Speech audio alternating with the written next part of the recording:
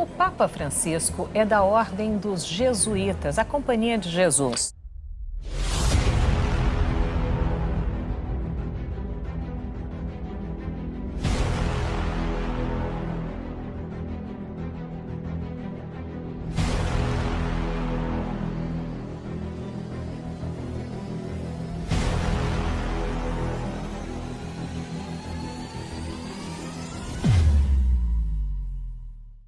Explicar. Inclusive, nós fizemos na segunda-feira uma explicação sobre toda essa questão aí da morte de Francisco. Há muito mistério em torno disso. As pessoas acham que nós estamos acreditando em fábulas e coisas que não têm sentido, mas apesar de nós não termos provas de muitas dessas coisas que nós estamos dizendo, há evidências que confirmam que de fato existe ali alguma coisa estranha. Então você veja que houve muito comentário no mundo inteiro a respeito desta nova modificação que Francisco tinha feito para que o caixão fosse fechado. E justamente por causa disso, eu acho que por causa desses comentários, resolveram ali no Vaticano na última hora deixar o caixão sempre aberto e fizeram ali o sepultamento dele dessa forma.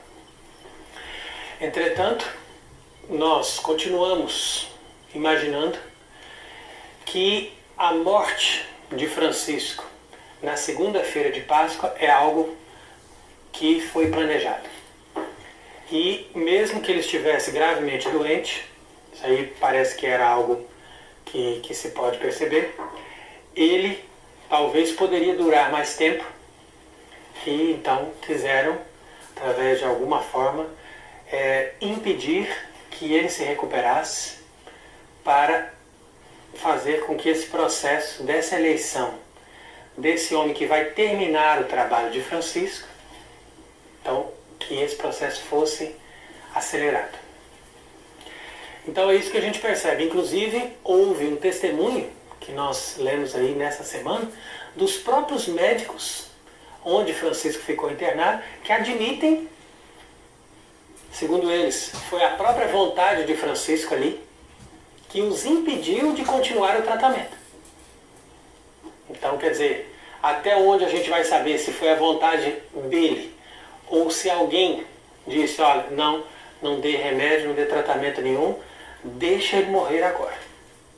Então, acho que isso foi feito propositalmente e isso foi planejado para o domingo de Páscoa, para ficar com aquela auréola de um homem já santificado pela ressurreição, mas é claro, atrasa um pouquinho, acaba morrendo na segunda-feira de manhã, mas tudo fica ali nessa atmosfera de alguém que está sendo canonizado já imediatamente após a morte.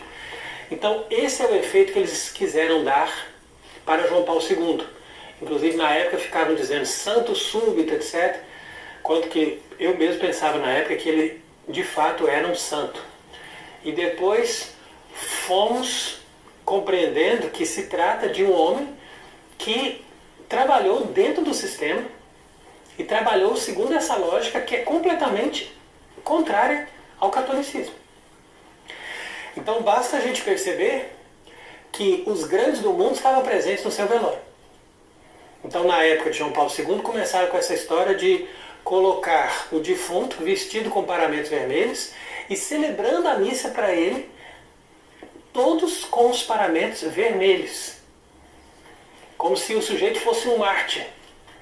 Ao invés da gente fazer com paramento preto, como deveria, ou no máximo paramento roxo, dizendo, ó, estamos rezando pela alma dessa pessoa. Não, já canonizam imediatamente após a morte, como quem dizendo, ó, é um mártir. É um confessor da fé. Justamente porque eles querem despertar nas pessoas, infelizmente as pessoas são ignorantes, elas não compreendem essas coisas. Elas veem as coisas somente na lógica das aparências e acham que de fato essas pessoas são santas, essas pessoas são mártires, essas pessoas colaboraram para o bem. Enquanto que, na verdade, eles enganaram muitas pessoas e colaboraram para a destruição da Igreja Católica. No entanto, no caso de Francisco, isso ficou muito mais evidente. Então Francisco é muito mais escancarado do que João 23, Paulo VI ou mesmo João Paulo II. E, no entanto, as pessoas, mesmo aquelas que conhecem alguma coisa da doutrina católica, ainda continuam com essa história de reconhecer Francisco como um verdadeiro Papa e dizer que estão rezando pela alma do Santo Padre, etc.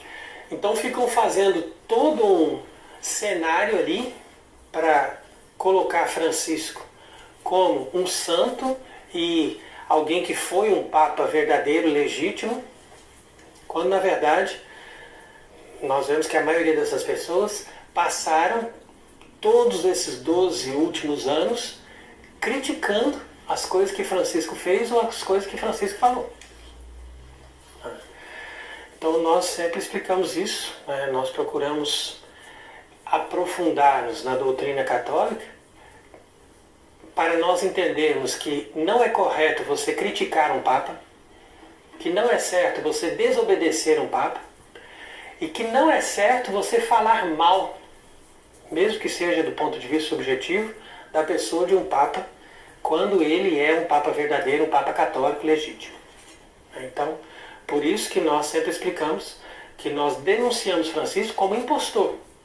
Por quê? Porque nós temos as conclusões evidentes, claras, daquilo que ele disse, não é de uma coisa que nós estamos imaginando, mas daquilo que ele disse desde o começo, que não corresponde à doutrina católica.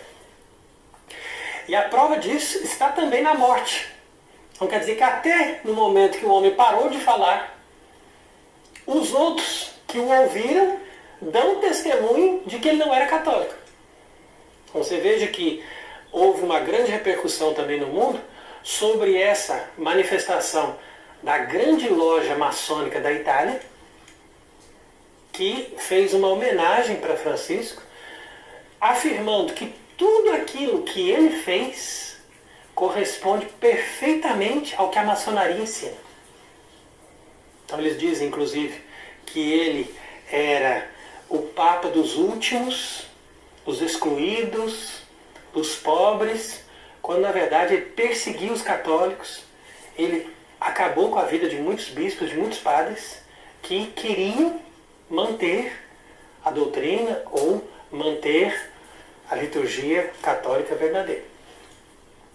Então quer dizer que é conhecido como um homem bom, um homem simples e um homem misericordioso, quando na verdade ele tinha todo um conforto, uma riqueza enorme, vivia no luxo e gostava de receber homenagens de grandeza. E no entanto, na hora que as pessoas iam beijar o seu anel, ele tirava a mão para dizer, olha, eu não sou nada especial, não sou nada mais do que você, mas ostentava aquela glória. Então é por isso que a gente vê que tudo isso não passa de um teatro, de uma hipocrisia, e nós que fomos também castigados por esse indivíduo, nós manifestamos também a nossa indignação de ver que agora as pessoas não só o reconhecem como um Papa verdadeiro, mas ainda ficam prestando homenagens como se ele tivesse feito alguma coisa de bom para a Igreja Católica. Então é claro que ele representou essa instituição. A gente não diz que ele não é Papa no sentido de que ele não está ali representando a instituição do Vaticano atual. Então isso aí seria um absurdo, porque todos ali no Vaticano reconhecem que ele era o chefe do Vaticano. Então isso a gente entende, que ele foi o chefe, ou seja, o presidente daquele estádio do Vaticano, e que ele executou ali o protocolo daquele sistema que está montado no Vaticano. Mas quando nós denunciamos a ilegitimidade de Francisco, nós ao mesmo tempo mostramos que no Vaticano hoje não é a Igreja Católica que está instalada. Então é por isso que nós sempre mostramos também a mensagem de La Salette, que diz claramente: Roma será a sede do anticristo. Então quer dizer, essa frase resume tudo. O anticristo, ele está sediado em Roma. Por quê? Porque ali em Roma está agora atuando uma igreja anticatólica, uma igreja protestante, uma igreja que corresponde ao ideal da nova ordem mundial e uma igreja luciferiana que apresenta um ensinamento, ou seja, uma igreja que tem os chifres do cordeiro, como se diz ali no Apocalipse, mas que fala como dragão. Fala como dragão por quê? Porque ali eles se sentam exatamente na boca dessa serpente e eles transmitem o ensinamento de Lúcifer. Esse ensinamento de Lúcifer que impregnou, primeiro, as repúblicas modernas, porque a maçonaria é a fonte de todas essas revoluções. Eles mesmos reconhecem que os ideais maçônicos são justamente a liberdade, igualdade e fraternidade, e eles estão reconhecendo aí nesse artigo que Francisco é alguém que atuou com o ideal da maçonaria e que tudo que ele ensinou corresponde perfeitamente ao que a maçonaria também ensina. Então aqui você veja a hipocrisia dessas pessoas que se dizem aí conservadores e tal, e que se dizem contra a maçonaria, mas ao mesmo tempo vão lá e dizem que Francisco é papa e que rezam por ele, que tal. Quer dizer, é uma contradição total. Por quê? Porque nós que somos católicos, nós temos o direito de reconhecer ou não uma pessoa como católica. Por quê? Porque como Jesus disse, o pastor das ovelhas é aquele que entra pela porta. E entrar pela porta significa você admitir tudo aquilo que a igreja sempre ensinou, seja no seu magistério, seja na sua tradição, seja na sua doutrina de maneira geral. Quer dizer, isso é entrar pela porta, é fazer o que a igreja sempre fez. Enquanto que aquele que entra por trás, como diz o Evangelho, é ladrão e assaltante. Ele pega as escrituras e diz que aquilo ali foi o fracasso do Criador. Ele fala que o Filho do Eterno fracassou quando morreu no madeiro.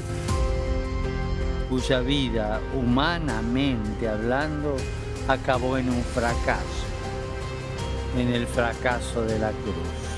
Y esto es la historia del fracaso de Dios.